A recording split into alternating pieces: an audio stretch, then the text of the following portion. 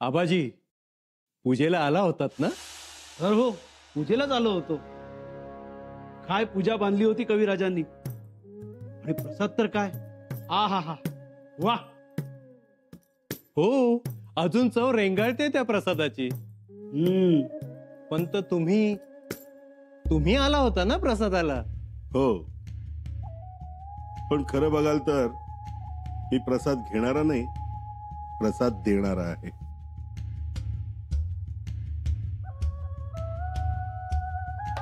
आले हिरोजी फर्जंद आले. आले? ऐका ना, त्यांच्या येण्याची नौबत झडतीये. राम राम. राम राम राम राम. या या हिरोजीराव या. या, फार मोठा पल्ला गाठलात. पर तुम्ही समजे सदरेवर कसं काय? हो, तुम्ही येणार असल्याचं सांगा होता. तुम्ही पाचाडला पोहोचला, आम्ही सदरेवर आलो. ऐकलं का हो, अकबरानं ऐकलं का तुमचं? अहो, ऐकावंच लागलं असणार. काय हिरोजीराव,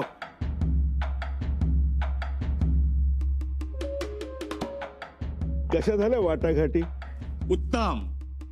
सगळं कसं अगदी रीतसर बोलणं झालं. राजांची भूमिका त्यासनी सांगितली, त्यांची भूमिका ऐकून घेतली. मुळात त्यो तोतया नाही याची खात्री करून घेतली. मुक्काम केला, आजमावलं. हा, आता थोडी नाराजी आहे ती मी दूर केली आणि आलो. आता तो खुश आहे. येताना निरोप दिला, हे पत्र दिलं. खलिता बघू. चोरणीस घ्या.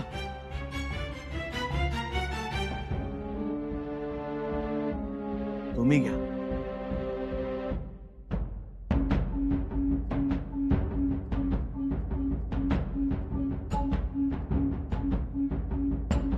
राणी साहेबांना दाखवतो.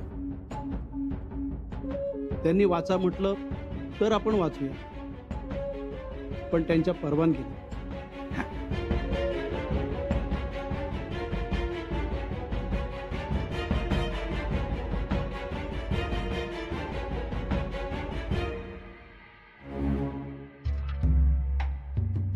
मातोश्री, शहेजादा अकबराचं पत्र आहे.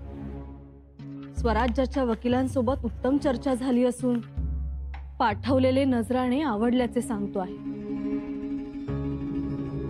त्याचबरोबर आदर सत्काराने तो भारावून गेला आहे. रोजच्या खर्चाची तजवीज केल्याने तो समाधानी असून स्वसंरक्षणासाठी जादा फौज हवी आहे त्याला.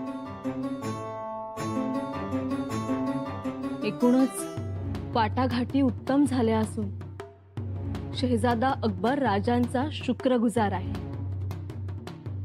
छान. म्हणजे हिरोजीरावांनी वकील म्हणून चांगली कामगिरी बजावली. तर राणी साहेब, हे पत्र राजेंच्याकडे पन्हाळ्यास पाठवून देऊ. तुर्तास घाई करण्याची गरज नाही. सर्व निर्णय विचार विनिमय करून घेऊ आपण. आलोच आम्ही.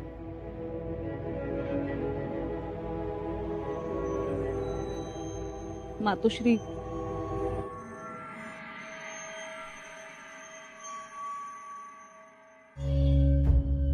सुनबाई, हिरोजीरावांना एकदा सगळ्या गोष्टी विचारून घ्या. घेतले जाणारे निर्णय योग्य आहेत का नाही ते एकदा बघून घ्या. हो ना, तेही महत्वाचं आहे. तशा त्या फसणाऱ्या नाही, कुलमुक्त्यार आहेत त्या. महाराजांनी त्यांना शिक्के कट्यारीचा मान दिला, ते गुणवत्ता पाहूनच. आणि आता तर काय, श्री सखी राज्ञी जयती हा सुद्धा मान मिळाला. मग आपण काय बोलावं?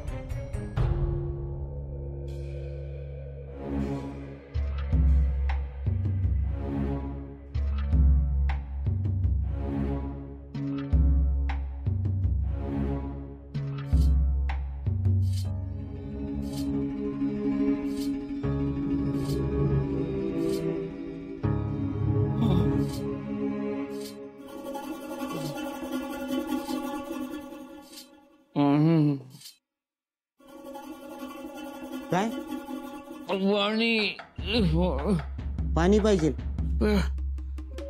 लगी है प्यास लागली पण काय करू हिला बी प्यास लागली त्या बगैर हिच्या जीव नाही यायचा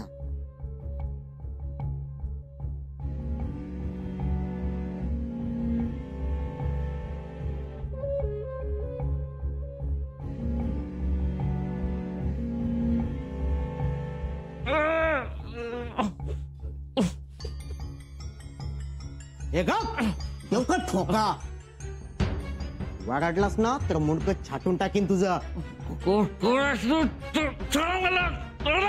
अरे बाबा सोडणार पर तुला तुझ्या मुलखात नेऊन सोडणार तिथं नेऊन तुझे पाय तोडणार मग बघू कसा माघारी येतो ते मग बघू तुझी आघोरी विद्या माझं काय करती ते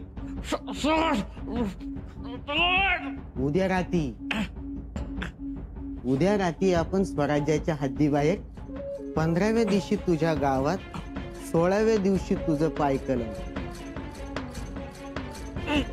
यारी दोस्ती छूमंतर रायगड मुक्काम स्वाहा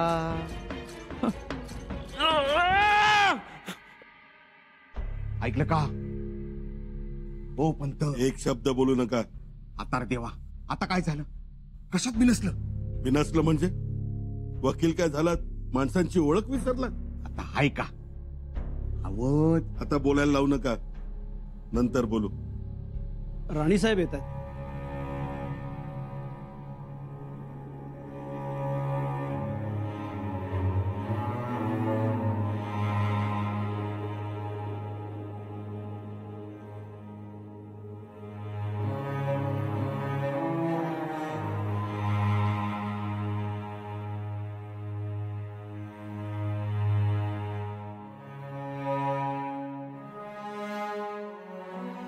हिरोजी काका, आपण कामगिरी उत्तम पार पाडली.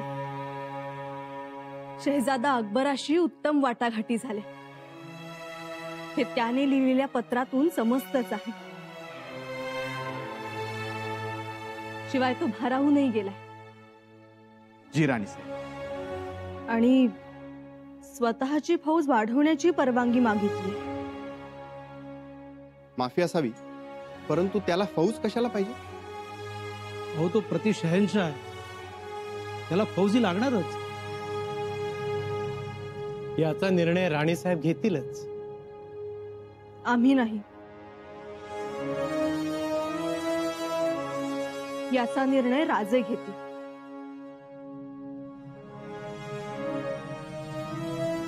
बाळाजी काका कविराज दिसत नाहीत. निरोप दिला होता ना. हो निरोप दिला होता शिरस्त्याप्रमाणे. मग तरीही का आले नाही. त्यांना निरोप द्या. मसलतीत सर्वजण हवे. मसलत तहकूब करा. सर्वजण आल्यावर आम्हाला निरोप द्या. आम्ही येऊ.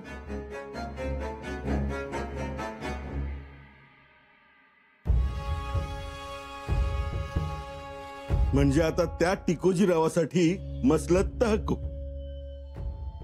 येतील ते मुळात त्यांना निरोपच गेला नाही. आणि शंभूराजांच्या वेळी कसे निरोप नसताना येतात सर्वांच्या पुढे जाऊन बसतात ते कळतं. पण इथे मात्र यायचं नाही. पण ते असतात मसलतीत. मग आता कुठे गेले. मालकापुढे गोंडा घोळणारे काही जण असतात. मालक नसला की गायब. आता तर काय वाडा बांधून दिलाय. मिळायचं ते पदही मिळालंय. मग कशाला जा. अहो पक्का लबाड आहे तुमचा कलुषा.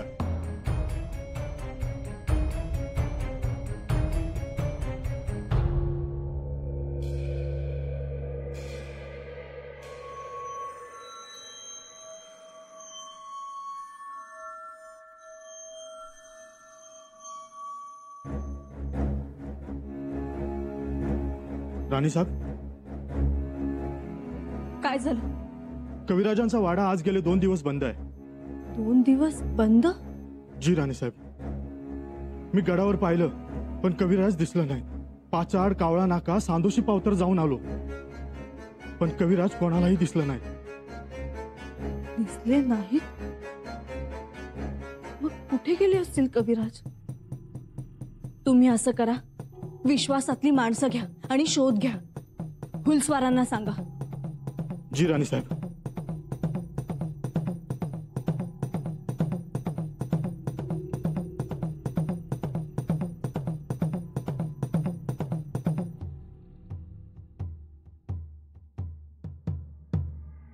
रायगडावर छंदोगामात कवी कलश आहेत. आमच्या गैरहजेरीत ते निर्णय घेते. जी राजे, परंतु बाब खजिन्याची आहे. हर्जी राजेंनी जिंजीहून 4 लाख होनांचा खजिना पाठवलाय, जो रघुनाथ पंथ यांच्याकडून जप्त केला गेला. शिवाय कन्नड मुलखातून वसूल आहे तो वेगळाच. असं? हो राजे, आपण एकदा नजरेखालून घालावा, मग तो रायगडास पाठवता येईल. खंडोबल्लाळ, ही उत्तम कामगिरी बजावली हर्जीराजे महाडिकांनी. अवधनी ते गेलं आणि बंदोबस्तच केला त्यांनी कन्नड सुभ्याचा. आता हर्जीराजांबरोबर कोण कोण सरदार आहेत? जयतेजी काटकर आणि श्यामजी पुंडे हे सरदार आहेत. एवढ्या मोजक्या सरदारांनिशी एवढी मोठी फते मिळवणं साधी बाब नाही. अभिमान वाटतो आम्हाला या महाडिक घराण्याचा. अभिमान वाटण्यासारखंच काम आहे ते राजे. म्हणूनच आज आम्ही एक निर्णय घेतो आहोत. हर्जीराजे महाडिकांना आम्ही कन्नड प्रांताचे मुख्य कारभारी म्हणून नियुक्त करतो आहोत. त्यांनी जिंजी तर सांभाळायची, पण त्याचबरोबर आजूबाजूच्या सर्व प्रदेशावर वचकही ठेवायचं. हे उत्तम झाले. मग हर्जीराजांच्या नियुक्तीचं पत्र तातडीनं रवाना करा आणि रायगडावर बाळाजी चिटणीसांना सांगून त्यांच्या स्वतंत्र शिक्क्याचीही व्यवस्था करा. जी राजे. खंडोबल्लाळ, अशी कर्तबगार माणसं सदैव आपल्या सोबत पाहिजे, स्वराज्यात पाहिजे. अशीच एक निष्ठावंत व्यक्ती आमच्या नजरेत भरली आहे. कोण? तळेगावचे येसाजीराव दाभाडे. लवकरच त्यांच्यावर एक मोठी कामगिरी सोपवू आम्ही. गडावर जाताच त्यांच्या भेटीची याद द्या आम्हाला आणि हर्जीराजांच्या नियुक्तीचं पत्र तातडीनं जिंजीला रवाना करा. तशी आज्ञा राजे. आणखी एक, रायगडावर कविराजांना कळवा, म्हणावं त्यांचं एखादं तरी पत्र 2 दिवसात आमच्याकडे पोहोचायला हवं.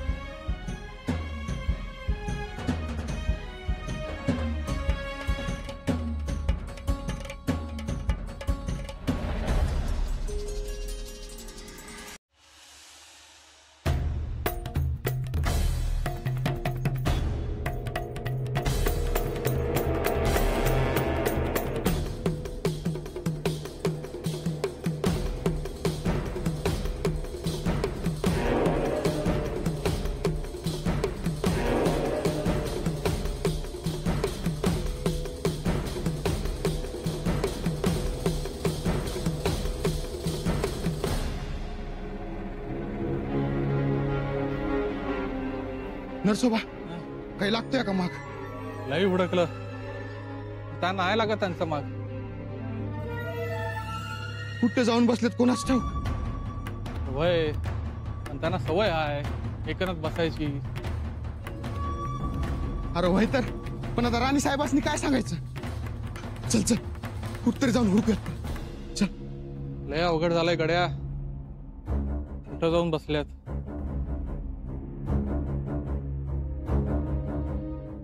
नरसोबा, काही हात घातपात समजायचं.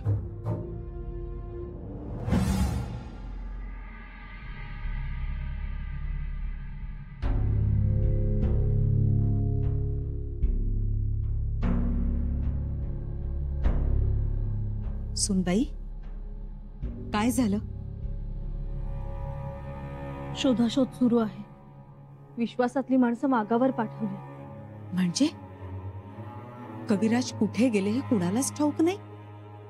हो, गड उतार झाल्याचं कुणी पाहिलं नाही किंवा गड उतार झाल्याची नोंदही नाही. अरे देवा, कुठे गेले असतील? त्याचंच तर नवल वाटतंय मातोश्री. असे कसे जातील कविराज? अहो, कवी आहेत ते, कुठेतरी एकांतात बसले असतील. हो, ती शक्यताही नाकारता येत नाही. तशी त्यांना सवयही आहे. एका जागी बसले की बसले निवांत चिंतन करत. राजेंनीही सांगितलं होतं आम्हाला, आणि आम्हीही शृंगारपुरात असताना पाहिलं होतं त्यांना त्या अवस्थेत. हो ना, मग कशाला काळजी करताय एवढी? मातोश्री, काळजी यासाठी वाटते की राजेंनी कविराजांना जबाबदाऱ्या दिल्या, आणि जबाबदाऱ्या महत्वाच्या आहेत. हे सगळं असताना कविराज गड उतार होणार नाहीत. खरंच हो? काय करावं? तुमचा काय कयास? आमचा कयास एवढाच आहे की राजेंनी कविराजांना दिलेलं महत्व, राज्याभिषेक सोहळ्यात त्यांचा केलेला गौरव, आणि नुकताच त्यांना बांधून दिलेला वाडा, मातोश्री, नाही म्हटलं तरी या गोष्टी डोळ्यावर येतात. म्हणजे आम्ही आज वाट पाहू. कविराजांचा माग लागला तर ठीक, नाहीतर राजेंना पन्हाळगडी तातडीने पत्र पाठवू. पत्र पाठवावं लागेल शंभूराजेंना? हो, कारण या सगळ्यात आम्हाला घातपाताचा वास येतो. घातपात? जी मातोश्री, घातपात.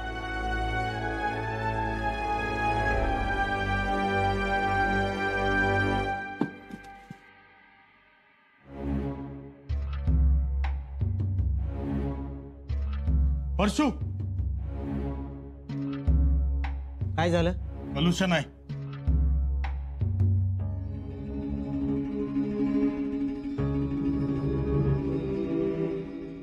हे अरे कलुषण निसटला. तर बघता काय, जा शोधा त्याला.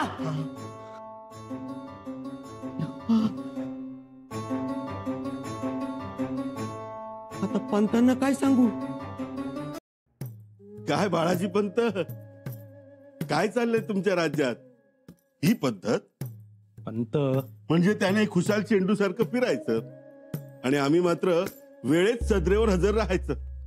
हा, म्हणजे बरं नाही ते. हा, जे आलेत त्यांचा विचार नाही, आणि जे नाही आलेत त्यांना बोलवायला मुराळी पाठवायचा. काय हे? पण कविराजांना निरोपच गेलेला नाही, म्हणून आपण ताटकत बसायचं का? सांगा ना, आणि किती वेळ बसायचं ते सांगा. पंत ऐका माझं, शांत व्हा. हे स्वराज्य आहे. शिस्तीचा शेला त्याला बांधलाय. वेळेचं कौस्तुभ त्याच्या गळ्यात आहे. नियोजनाच्या घोड्यावर तो आरूढ झालाय. हे विसरू नका.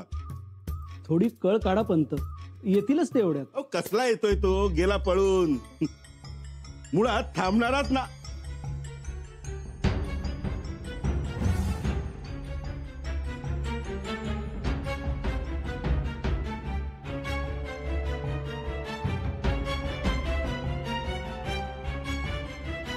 कविराज,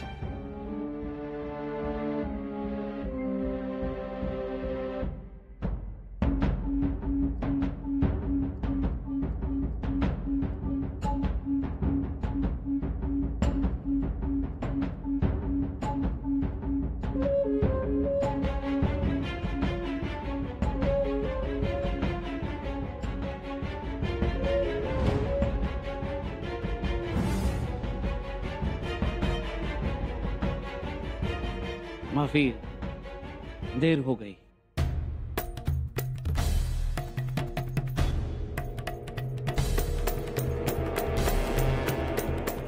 कविराज,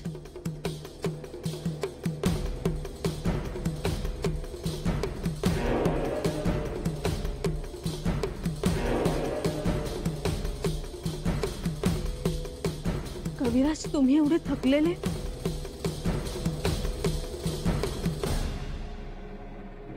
पोशाखही ठीक नाही तुमचा. काय झालं? कुठे होतात आपण?